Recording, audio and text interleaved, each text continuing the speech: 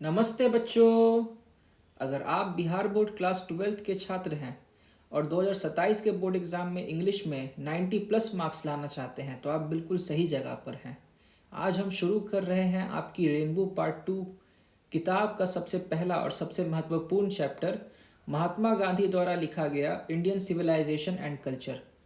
आज के इस पहले लेक्चर में हम लेखक परिचय यानी कि authors introduction line by line बिल्कुल आसान हिंदी भाषा में समझेंगे।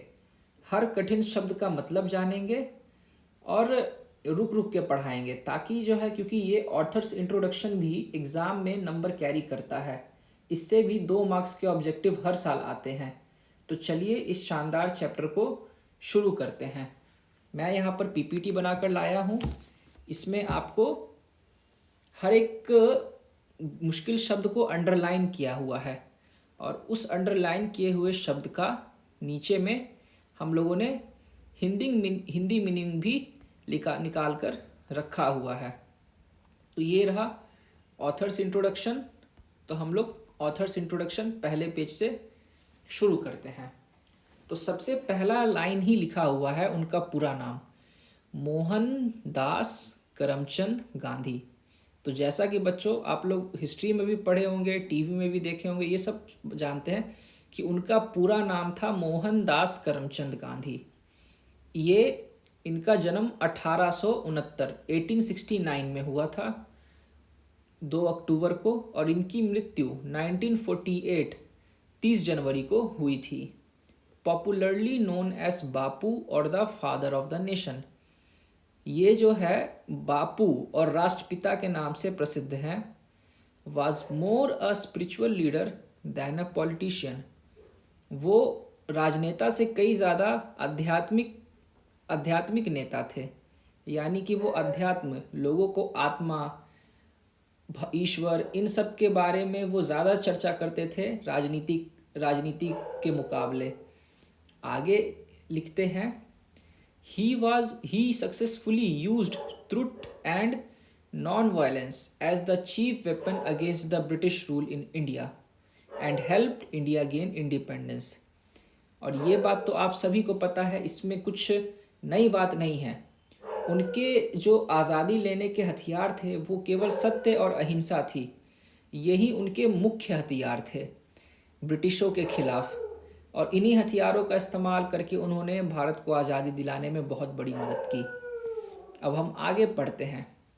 आगे लिखा हुआ है, फ्रॉम 1915 टिल 1948, यानी कि 1915 से लेकर 1948 तक ही कंप्लीटली डोमिनेटेड इंडियन पॉलिटिक्स। उन्होंने भारत की राजनीति पर पूरा दबदबा बनाया रखा, यानी कि भारत की राजनीति के सबसे मुख्य पात्र थे। भारत की राजनीति की जब भी कहीं चर्चा होती तो महात्मा गांधी की चर्चा ना हो ऐसा हो ही नहीं सकता था। उनका नाम बहुत ही दूर दूर तक फैला हुआ था, बच्चा बच्चा उनके बारे में जानता था। इसीलिए वो इस समय तक जो है पूरे पॉलिटिक्स पर हावी थे, उनके विचार हावी थे, सब उनके विचारों से सहमति रखते थे। He died at the hand of A fanatic on 30 जनवरी 1948। वो एक कट्टर विचारधारा के व्यक्ति के द्वारा 30 जनवरी 1948 को मारे गए, या फिर वो शहीद हुए।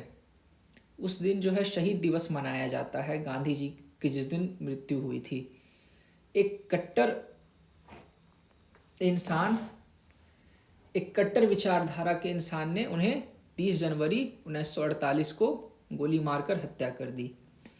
His autobiography, My Experiment with Truth, and the numerous articles that he wrote for Young India and the speeches that he delivered on different occasions revealed him not only as original thinker but also as a great master of chest। अब देखिए यहाँ पे आपको दिख रहा होगा कि यहाँ वर्ड मीनिंग केवल न्यूमरस तक है। तो यहाँ पे अगले स्लाइड में बाकी के वर्ड मीनिंग है, आप रुक के स्क्रीनशॉट ले सकते हैं। तो मैं एक बार आपको समझाता हूँ क्या लिखा है आगे। उसमें लिखा है कि जो महात्मा गांधी थे उनके विचार, वो अपने विचार जो है कई तरीक़ों से प्रकट करते थे। सबसे पहले उनकी जो ऑटोबायोग्राफी, आत्मकथा यानी कि आप अपने जीवन के ऊपर, अपने जीवन के संघर्ष, अपने जीवन के ऊंच नीच जो भी हुए हैं, आप उसके ऊपर अपनी खुद की कहानी खुद से लिखते हैं, तो उसे ऑटोबायोग्राफी कहते हैं, आत्मकथा कहते हैं। तो गांधी जी की ऑटोबायोग्राफी किताब का नाम है माई एक्सपेरिमेंट्स विथ ट्रूथ, सत्य के साथ मेरे प्रयोग, इसका हिंदी में नाम है। और वो अपने विचार जो है यंग इंडिया नाम के एक अखबार में भी प्रकट करते थे। और वो अपने विचार तीसरा और कहाँ पे, जब वो कई जगहों पर भाषण देते थे। इन तीनों जगह जब वो विचार प्रकट करते थे तो इससे ये साबित होता है कि वो एक ओरिजिनल थिंकर थे। ओरिजिनल थिंकर मतलब ऐसे इंसान जो नई विचारधारा की उत्पत्ति करते हैं। अर्थात जैसे कि मैं आपको एक उदाहरण स्वरूप बताऊं तो सत्य और अहिंसा किसी भी देश की आज़ादी की लड़ाई में कभी इस्तेमाल नहीं हुआ।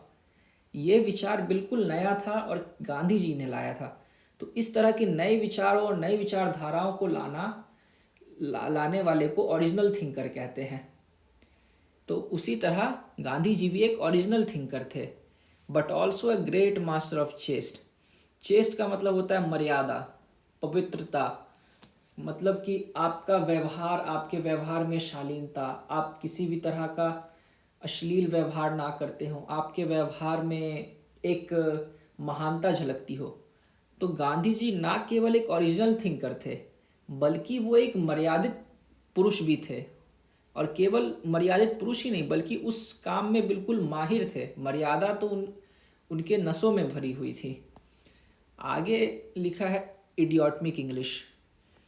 तो यहाँ पे आप देख रहे हो master of chest and idiomatic English, मतलब वो मर्यादा में तो वो प्रांगत थे, साथ ही वो मुहावरेदार अंग्रेजी में भी प्रांगत थे।